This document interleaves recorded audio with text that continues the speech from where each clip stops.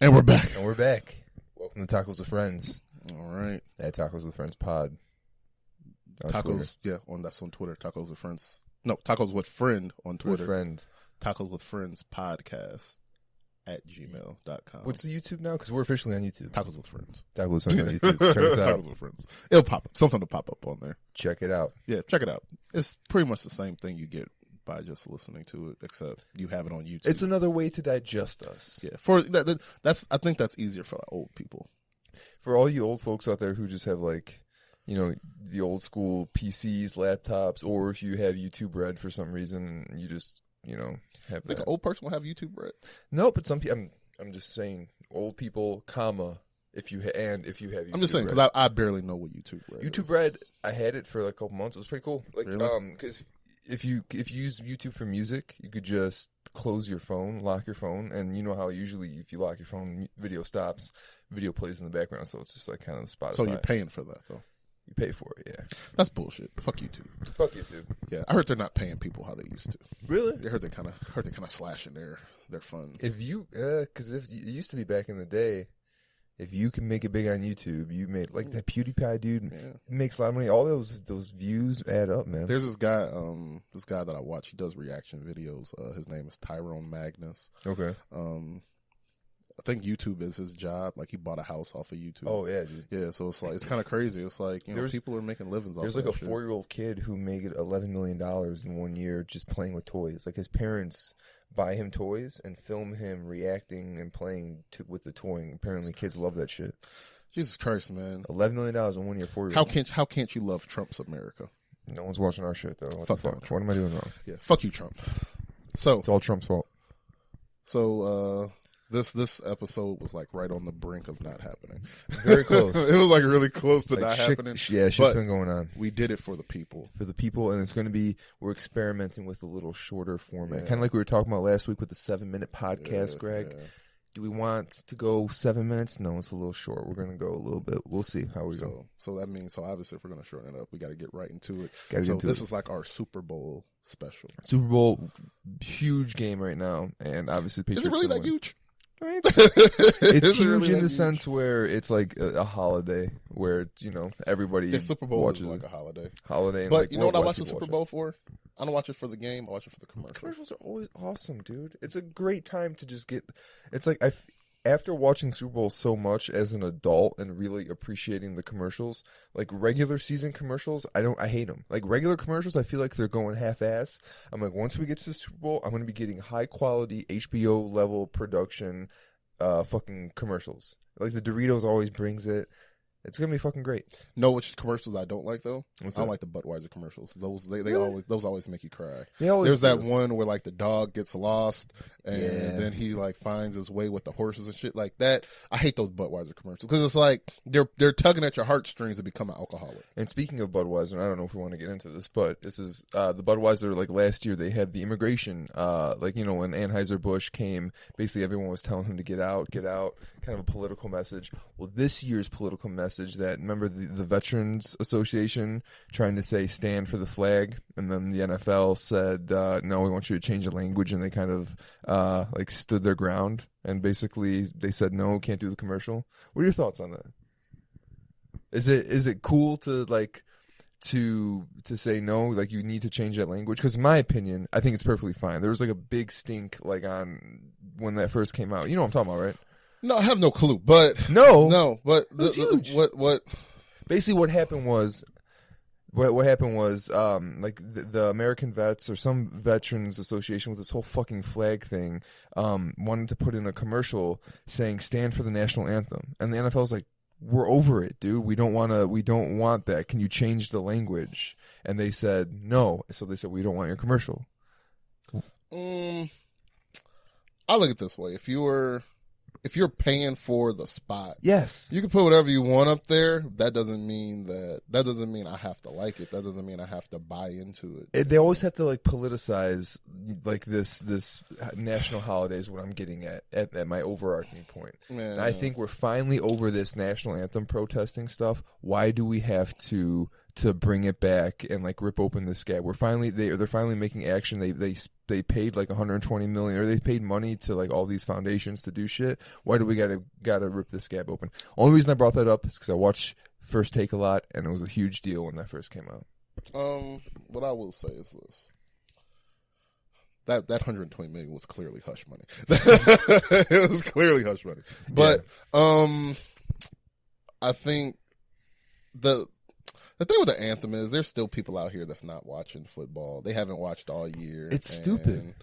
I'd say this: the moment that the NFL just acknowledges that, hey, you know what, we kind of dropped the ball on the whole Kaepernick situation. You know, he might be in the XFL. You never know. Nah, he'll never get in there. I would hope. Really? I would honestly. You know, the thing is, it's crazy to think Kaepernick is more famous now than he was when he was playing in the NFL. Like, that's like Kaepernick never has to play another snap of football. I want to see Johnny Manziel versus Colin Kaepernick in the XFL. No, well, I'll tell you this right now.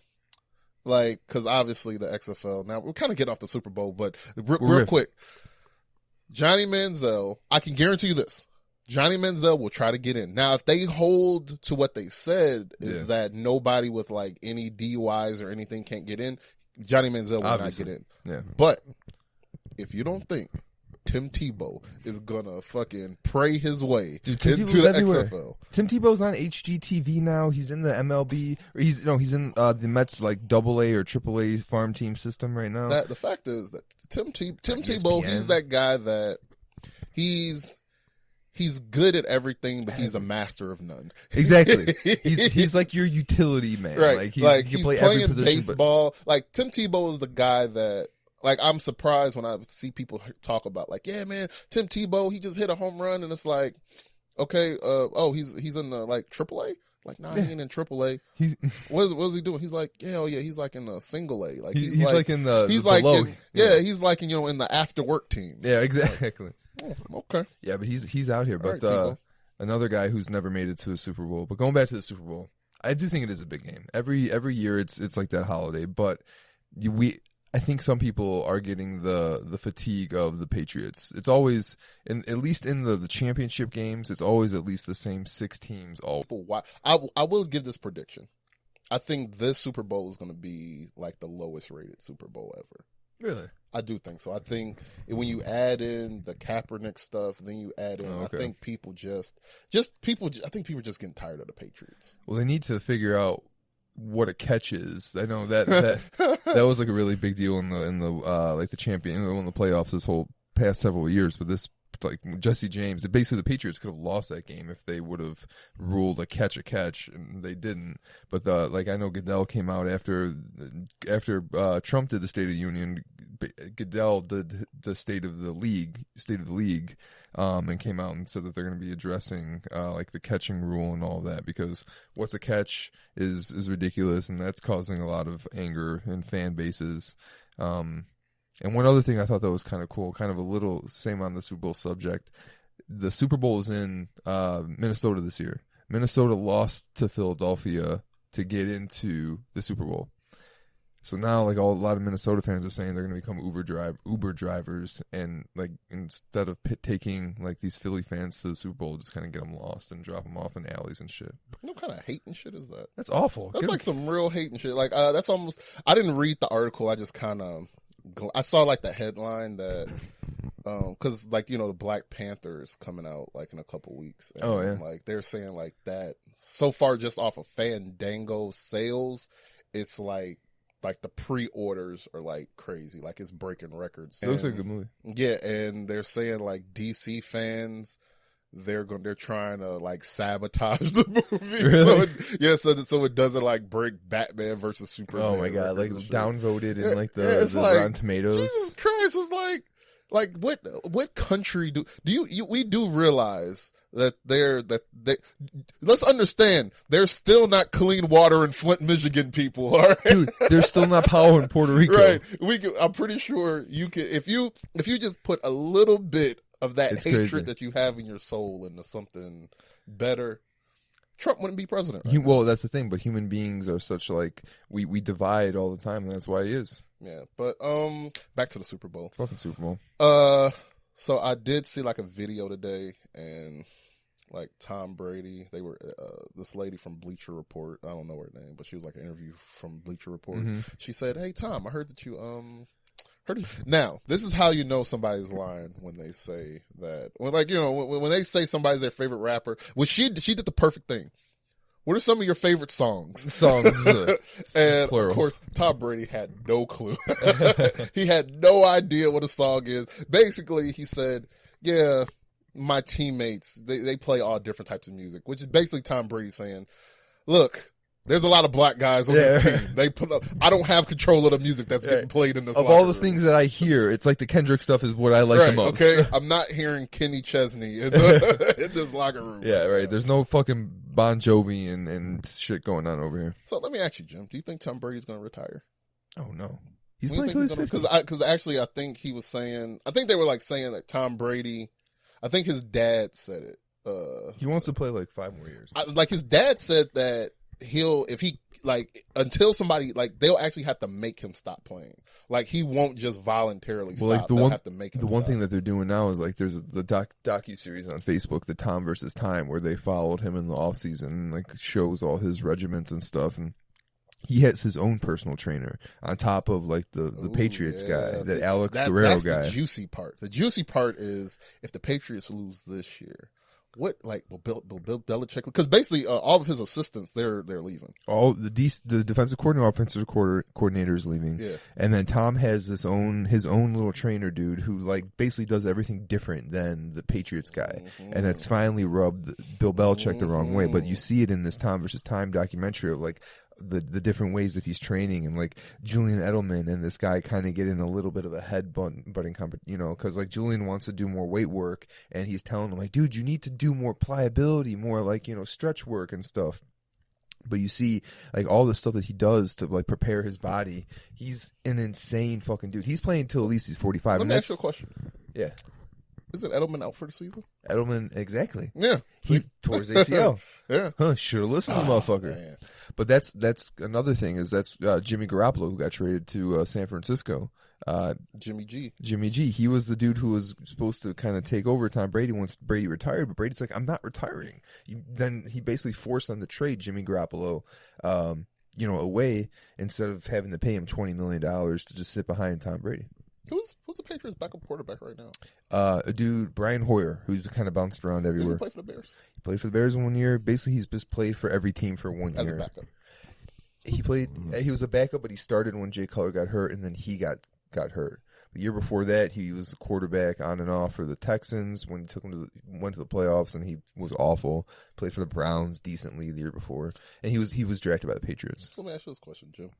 This is almost like me interviewing.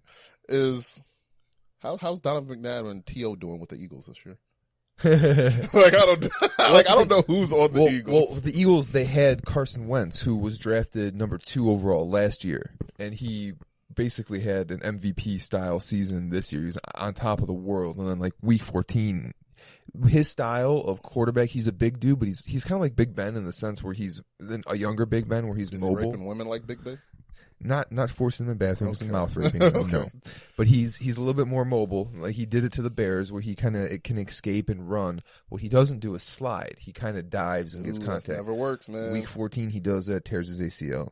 Now all of a sudden, this MVP candidate quarterback is on the sidelines. Nick Foles, who's kind of bounced around, was with the Eagles a couple years ago. I thought he sounded a little. I thought name sounded familiar. He was with the Eagles in 2011 when Chip Kelly came from Oregon. Chip Kelly was supposed to revolutionize NFL offenses with this, no huddle college style system. And the first year that he brought that out, he had Nick Foles as a quarterback. Nick Foles only threw 2 interceptions all year, was really good. So that was like a really anomalous year, kind of once in a million. Ever since then, he's kind of just been average. Chip Kelly's still a coach for the Eagles? No, Chip Kelly is back in college. I think he's the coach for UCLA now. He's coaching UCLA. Is Lovie Smith the coach for the Eagles? Lovie Smith is now the coach for the Illini. in Illinois. Let me see if there's any other black football coaches I know. Mike Tomlin's out there. Mike Tomlin lost in the championship. What about Herm Edwards? Herm Edwards actually just left ESPN and went to Arizona State. Who's the coach for the Eagles then? Coach for the Eagles is Doug Peterson. I have no clue who that is. Doug Peterson used to be a backup quarterback in the NFL, but he's white. But getting back to what happened. So basically, he gets hurt, and then the backup quarterback comes in. They got a really good defense as it is. Defense kind of carries them into the playoffs. Nick Foles has a really good first playoff win. He's kind of been good enough and very solid to get them to where they are. So, and then they got Alshon Jeffrey this year too, so they're playing really well. Oh man! But Doug Peterson's supposed to be like really like inspirational and stuff. Like he, I don't know if you know, but in like 2002, I want to say, Brett Favre. Brett Favre. Brett Favre's dad died before like a Monday Night Football game against the Raiders. I remember that. And Brett Favre was really broken up about it. Apparently, like Doug Peterson brought Brett Favre over and like prayed over him and like really gave him comforting words and was like really like cool. And after that, Brett Favre goes out and throws 5 touchdowns, tears it up, has the game of his fucking life. Brett Favre he did an interview with Peter King. This is where I heard this from.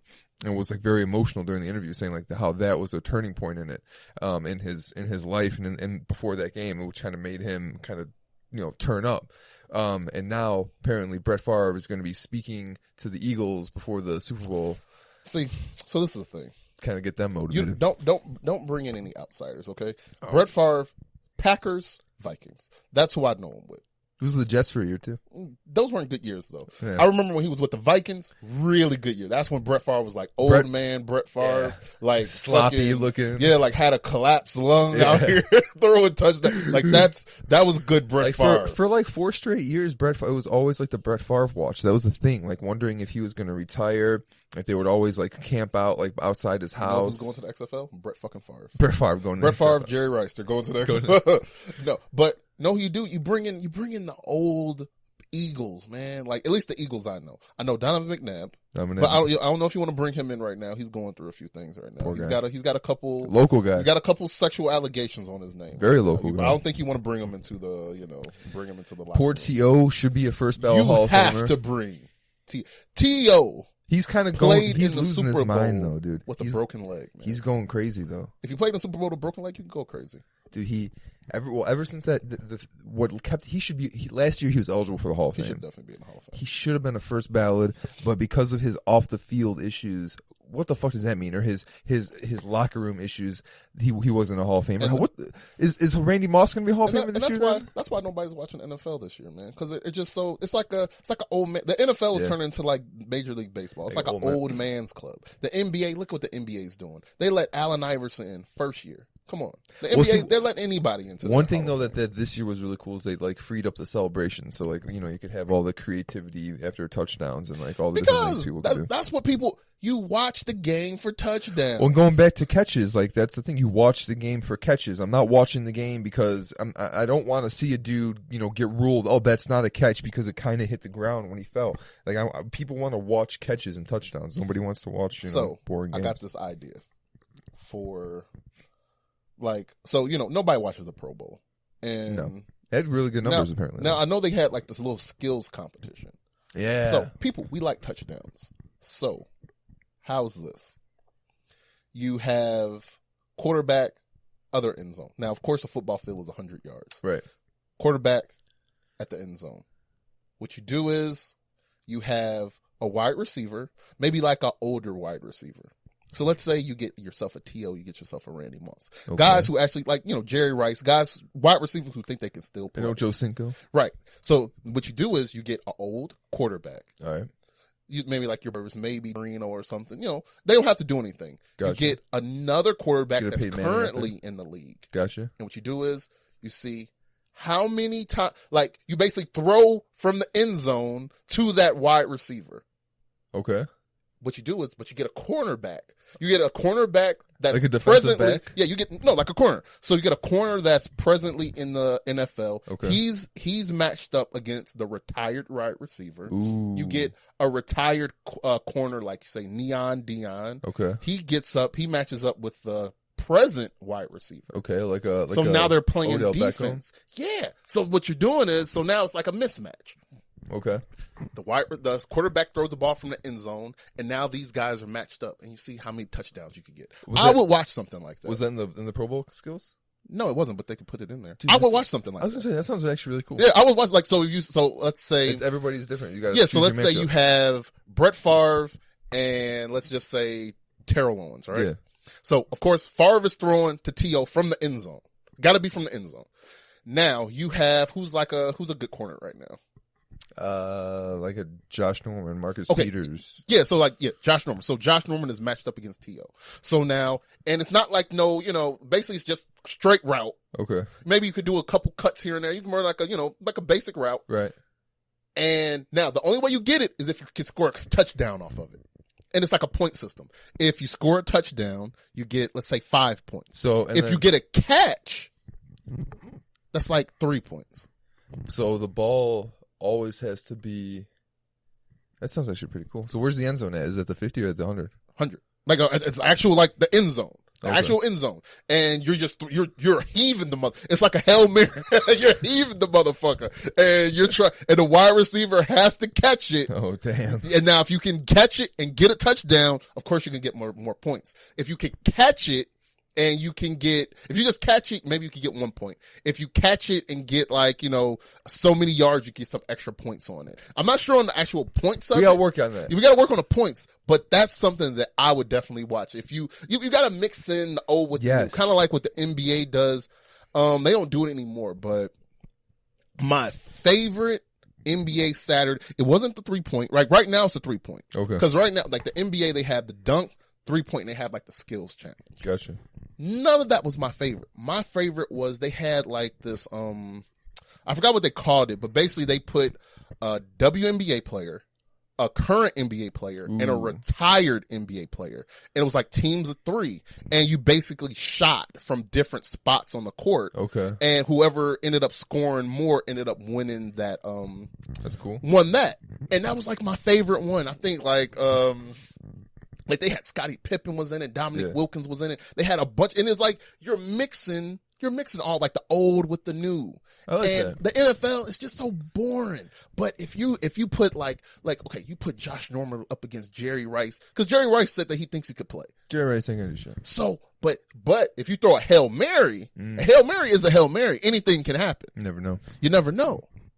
So, Jerry Rice kind of gives them, old man chicken wing. Yeah. Oh, dude, that old man play Yeah. dirty. And the thing is, we're not wearing no helmets. Ooh, No he's helmets. old school. No helmets. We're going, you know what I mean? Now, obviously, there's a chance of a concussion. So, Who cares? but who cares? Who cares? Who cares? He's This is straight. he this already is has straight up- CTE. This is street football. He already right has here. CTE. It's street. We're playing on concrete. Right. We're already playing And on now grass. the good thing about having a good quarterback is if you have a quarterback that has like a cannon on him, that ball is going to really go far. Because I think I heard that they said Brett Favre could throw He used from to have a end zone cannon. to end zone. Yeah, he used to be really good. Yeah, so you think maybe Brett Favre could still do it. But that's got to be really hard. And they said remember Jamarcus Russell? I do remember him. He could throw 60 yards from his knees. That's what I'm saying. So now you don't have to be in shape to do that. Just work on that arm and dude. just throw it. Yeah, he was trying to make a comeback a couple years ago, But too. unfortunately, he doesn't count. I'm talking about only Hall of Fame quarterbacks. Only Hall of Fame quarterbacks. So if you could get, Dan Marino, Troy Aikman in there. Okay. Ooh, Troy Aikman in Yeah. the box. Or maybe, Vic will probably never make the Hall of Fame, Maybe but Jay bring Vic Cutler. out. Jay Cutler, Tony No, Jay Romo. Cutler doesn't count. No. Maybe Romo. I like Tony Romo a lot. Maybe Romo. I think Romo's really good. Like some people, they say that they don't like him because he talks too much, like during the play. Like some people want it to be like, all right, when the play's happening, just be quiet. Let the play speak for itself. I enjoy it because, and another criticism is he basically points out offensive things, and he doesn't really point out like when the defense makes a good play, doesn't necessarily point that out. And he's a quarterback. He's been a really solid quarterback for the past 15 years, 13 years, however long he played. And the coolest thing about it is he's like an actual quarterback breaking it down. So instead of an analyst who's been an analyst his whole life, or a player who doesn't really know how to break things down, like a coach who kind of just doesn't really talk, I really enjoy how like he'll break down what Tom Brady's thinking as the play is going on, and I think that's extremely interesting. I really enjoy the little tiny coaching things, like the way I equate it, like Joe Rogan, who basically commentated for the UFC for a lot of years. He really broke down the intricate art of mixed martial martial arts and all the different like moves. He broke it down for the layman very well. He knew what the guy was trying to do, like 10 steps ahead, and he would break it down for people to understand. And that's kind of how Tony Romo is. He breaks it down, for you to kind of understand as a layman what is actually happening right now. Because like when you watch football, you really don't know what coverages are going on. You don't really know why the plays are happening. Like, okay, he's running this route, but why? But Tony Romo breaks down, well, he's running this route because he's in man coverage, and he just motioned this guy over here to open that up to see what that is. And then it's really cool to me, and it's fascinating the way he does it. And I really hope that he doesn't change. I think if the Raiders offered Tony Romo a contract for next year, he would come out of retirement. The Raiders. Yeah. The Raiders got no, I don't think. But he's got a bad back. Hurt. He's got a bad back. Derek Carr, he was hurt, but he's not always hurt. But he was really good until he got hurt. A couple years ago when they were, I know he got hurt when they were in the playoffs, and he got hurt this year. I think we spoke about this last time. So him and Mariota both got hurt the same day.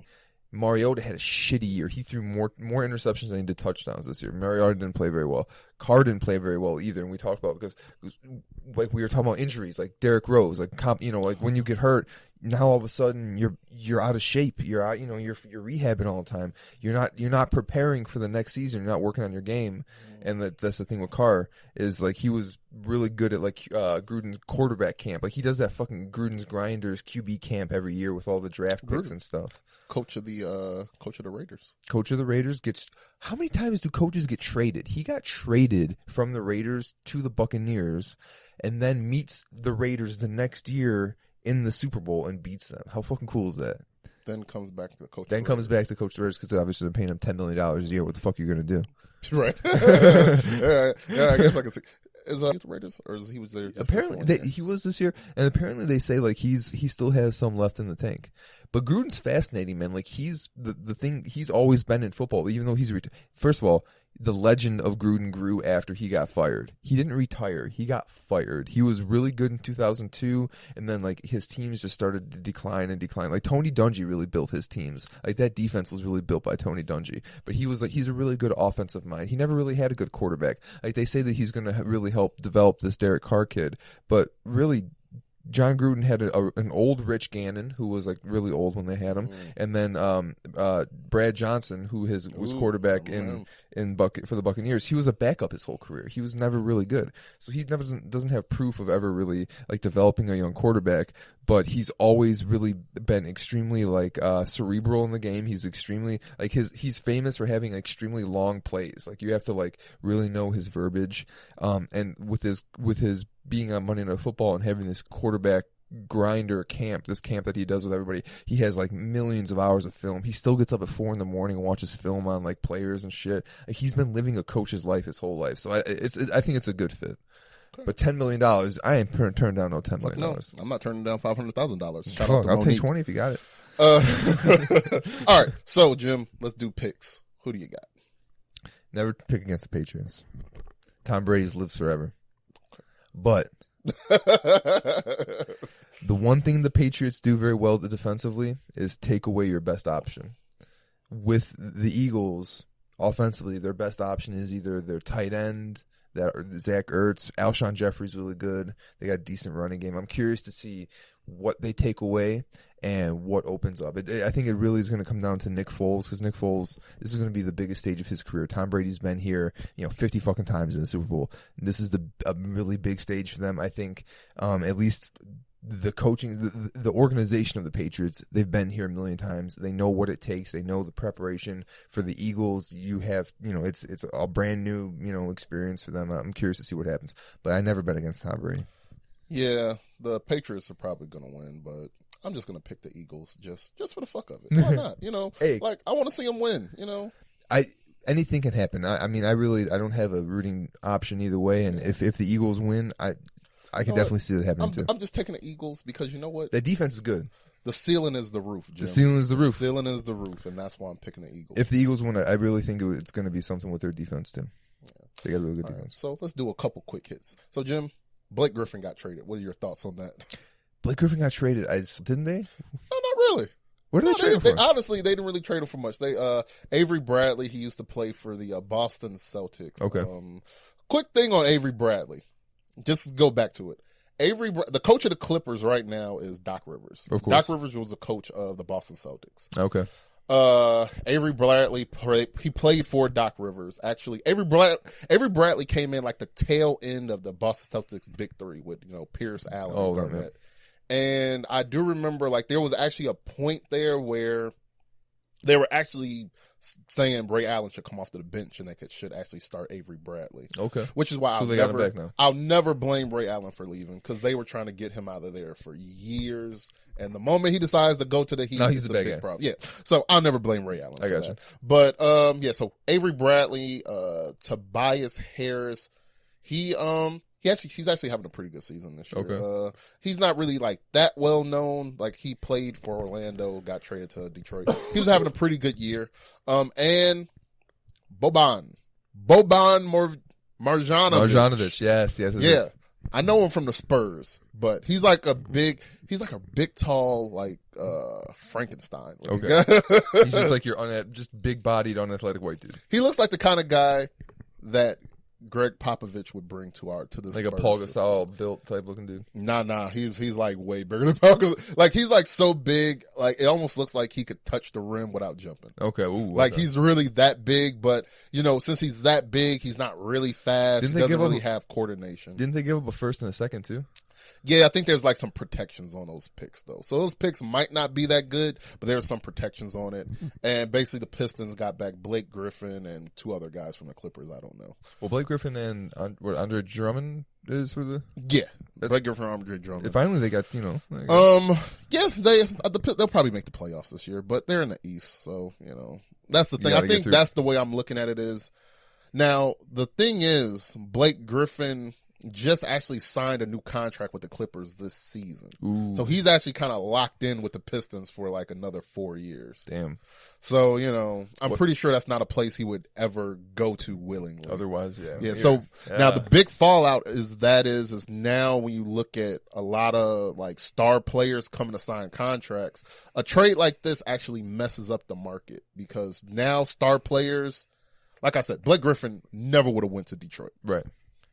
So now star players, they're going to get a little worried just knowing that the team has that control. So you're going to start seeing more no trade clauses for star players. No trade clauses, kind of like going to the Bulls, Nico Mueller. Exactly. Now you can so like with Carmelo. Carmelo had a no trade clause in New York. Held the team and hostage. Possibly, I can guarantee you this. The Knicks would have traded him way before if he didn't have that no trade clause. And they'd have traded him anywhere they wanted to, but that no trade clause kind of gives you an option. Okay, this is where I want to go. That's a real big thing in pretty much every major sport now, is a no trade. Yeah, but I think this trade is definitely like, I think Paul George is a free agent. Don't be surprised if you hear that he got a no trade clause in his new deal that he signed. I'm sure like all the big names in hockey. Yeah, so when that come out. So what did Nico get traded for? So basically on Tuesday it was early reported that he was going to get traded. Basically he's on a 2-year contract with the second year as an option. So the first year is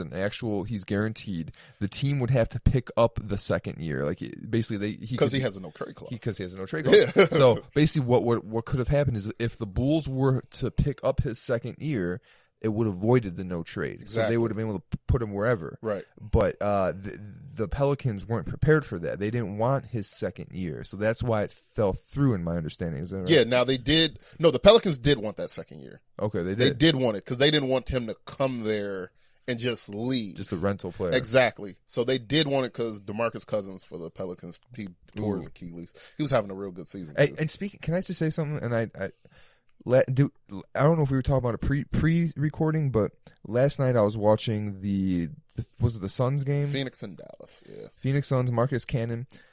Isaiah Cannon, yeah. Excuse me. He was jinxed. Fucking jinxed. So I'm watching the game.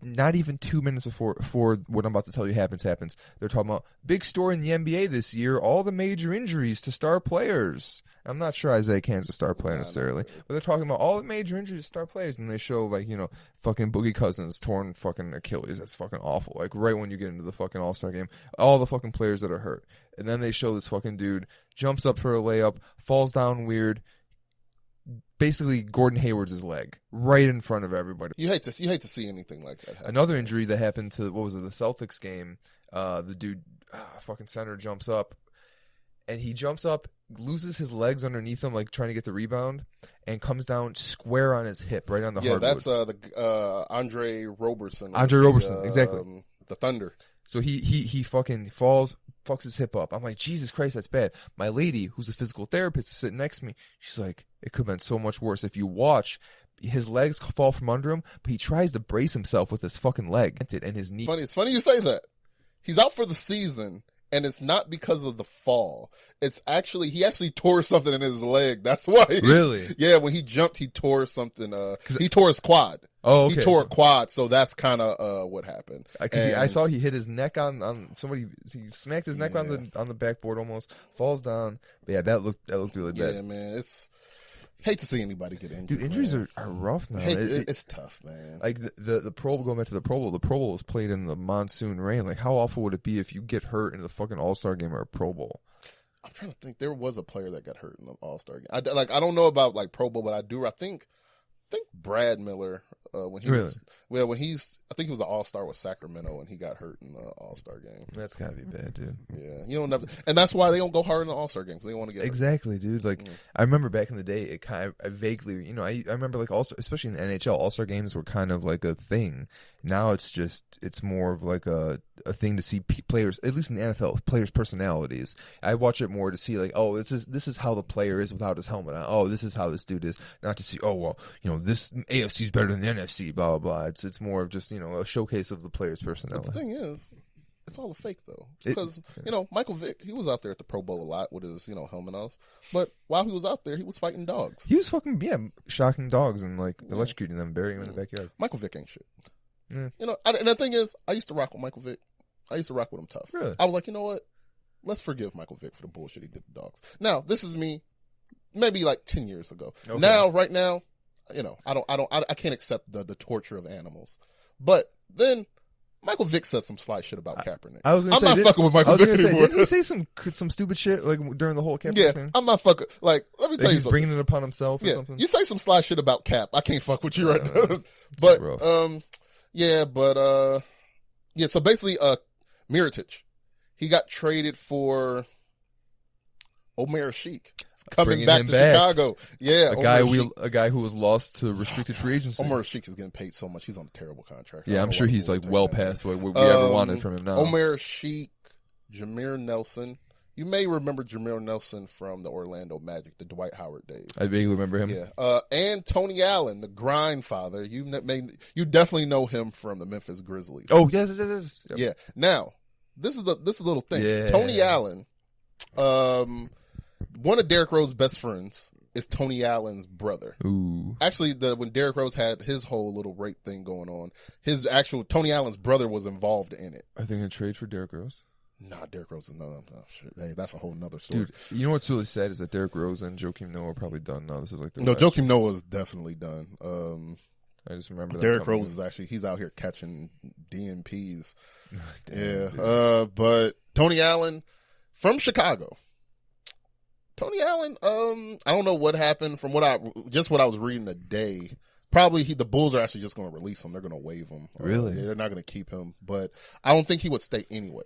Tony Allen, I guess, had some court thing going on where he got in like a bar fight in like 2005 or something out here in Chicago, and some guy ended up getting shot for it. Oh, wow. And basically, I guess, you know, whatever happened. During the playoffs, when the Bulls were playing the Celtics in the playoffs, and this is because Tony Allen did play for the Celtics for a stretch. Is this playoffs with the Celtics or like 08? Around like 08. Okay. Yeah. The Tony Allen got death threats in Chicago. Yeah. That's bad. And he's been constantly getting death threats. So he don't want to be here anymore. Yeah, so he's probably not good. So they're definitely going to leave him. So from what I'm hearing, definitely, they picked up the option for Mirotic, so Mirotic will be in New Orleans for at least, you know, the rest of this year and probably next year. Because Cousins probably won't be back until maybe halfway through the season. Yeah, that's an Achilles as fuck, dude. And so Mirotic will be in New Orleans. The Bulls are definitely, from what I've heard, they're definitely keeping Omer Sheik and they're keeping Jameer Nelson. So, I mean, with Amir Sheik, then that means they got to get rid of their center. They now. already got rid of Quincy Pondexter. He was on the bench for the Bulls. I saw that they're getting rid of him. Yeah, but what about Lopez? They're keeping him. Well, never know. Never know. Like I know they've been the trade deadline trade is next. They've been talking Thursday. about like he'd be because he's not coming out. Yeah, so next week, actually, when we record next week, will be right after the trade deadline for the NBA. We'll have to talk about NBA. Yeah, there's going to be a lot of because I think don't be surprised. The Bulls are in full tank mode right now. Next week we're going to have to talk about Super Bowl recap. We'll basically have to do like a whole sports thing, pretty much. Yeah, we got the whole. That's pretty much what this was. I like this. Yeah, pretty much what this was. Well, basically, I know sports more than pretty much anything. Yeah, so. pretty much. And shout out. We didn't get to talk about it last week, but the Grammy. Shout out to Bruno Mars. Bruno Mars. Shout out to Bruno Mars. It was and, such Kendrick Lamar. I thought it was funny. It was such a sad like the ceremony was always kind of a downer, and like he walked up like to his song like when he won Best Song of the Year or whatever. He's like, man, all these ballads, keep it going, and they didn't like trying to play his music. And they didn't even fucking give him anything. They didn't play the music or nothing. Just kind of let them hang. I didn't watch it. No, you know what? I watched the last hour and a half. I like to watch the performances, but the handing out the awards, I don't think a Grammy can dictate how good music is. No, you know? I think it's always cool. Yeah, the performances and just to see like the stage. You know, like obviously most of it's stage, but like they show the fucking audience and stuff. Just like going back to like the Pro Bowl, it's really cool to see players' personalities. Like it's cool just to see how people are outside of like oh, I know that dude from that movie or from the his music all the time. I just want to see kind of what he's like in public. Now, Jim, as we're closing down, we're getting towards the end here. I do want to say one thing. Jim, do you know what today is? Today, it's the first of it's Black History Month. You got me, man. Yes, Jim, you're starting to get me now. Black History Month, my favorite month of the year. I'm sure. Shortest month of the year. Yeah, of course. My brother's birth month. Yeah. Black History Month is great. Every Black History Month, I search up facts on famous black people. Ooh. I love Black History Month. I get famous Black history facts. This is when I get all my black in. This is nice. This is it. Black History Month is great. So, I did a little research before I came here. Okay. And I know, like you said, Jim, February is the shortest month of the year. Short. And now a lot of people will say, a leap year? Is this 18? No, it's not a leap year. When's a leap year? I don't know. 20? But I know this isn't a leap year. I don't know. We'll Google it. Yeah, we'll find that out. But I will. Get back to us next week. So people always say Black History Month they give Black History Month in February because it's the shortest month of the year. Yeah. So you know what I said? Let me do a little research on that. I wonder if that's true. Why is Black History Month in February? Okay. So, Jim, what I found out was Black History Month was where is it at? Black History Month began as Negro History Week. Ooh, just a week. It was just a week. Yep. And it was actually, the label was applied by historian Carter G. Woodson in 1926. Now, as I go on, Woodson was bothered by the fact that many textbooks and other historical reviews minimized or ignored the contributions of black figures. So, makes sense. Yeah. So Woodson, he picked Negro History Week, and he chose February because of the birthdays of Frederick Douglass, which is February 14th, and Abraham Lincoln, February 12th. Oh, Abe got in there too. Yeah. So that's why. Yeah. And in 1976, President Ford made Black History Month. So the week, the month of that the week is in. Exactly. The reason that he picked this month of February is because of the historical figures in Black history were born in this month. Abraham Lincoln, who helped free the slaves, and Abraham Lincoln took a shot to a head like a real G. Jesus Christ! Yeah, straight at the opera. What a way to go out. Keep eyes in the back of your head, dude. You both third eye. Your back should never have your back to the door. Always watch your back. Never have your back to the door. You know where I learned that? I learned that from Pete. Always never have your back Abe. to the door. Never do it. Come on, Abe. You was slipping on that one, man. But you was a real G, Abe. But so now everybody take this little lesson. Don't come out and this is for all the woke black people out here. Yeah. Jim, I don't know if you deal with a lot of woke black people. I deal with a lot of them. Okay. And trust me, woke black people are hard people to deal with. I got you. They're too woke. Okay. I'm trying to rest. They're really woke about some shit. So woke black people, listen to this and just understand that this isn't the reason that Black History Month in February is not because it's the shortest month of the year. Right. It's because it's not as bad as you think. It's not as bad as you think. Don't judge things just by the way that they look or Exactly. feel. But I will say this. What was my man's name? Let me go back to it. Carter G. Woodson. Carter G. You probably could have picked a longer month, man. Come on. Come on, Carter G. Yeah. A little bit of foresight here, Right. right? Come on, man. You should have knew that, almost, 100 years later right. that we were going to be complaining about this short month. Jesus Christ. So for all the black people out here, let me just let you know, since it's Black History Month, your job should let you off for the entire month. So from February 4th to February 28th, stay at home for those 28 days. Yep. Come back in fresh March 1st. Relaxed. And then continue on for White History Month. Week. Yeah. Year. Yeah, White History Year. Yeah. Okay. So Cool. that was pretty good, man. We went like 15 minutes over, which isn't bad. Ain't bad. It was a good, Ain't good bad. podcast, everybody. Follow us at, what is it? Tacos Tacos with with Friend on Twitter. On Twitter. Tacos with Friends podcast at gmail.com and Tacos with Friends on YouTube. Check us out. Check those out. That should be up. They're actually going straight up now. Straight up. Straight up. I was We're getting surprised a to little see bit it. of official. Yeah, we're getting a little bit official. So, Nature Box, if you want to throw us some, Audible. yeah, We're out come here. on. Yeah, come on, man. Like, give me something. I'm working hard. Yeah, come on, dude. Work with us. Yeah. All right. Stay hydrated, guys.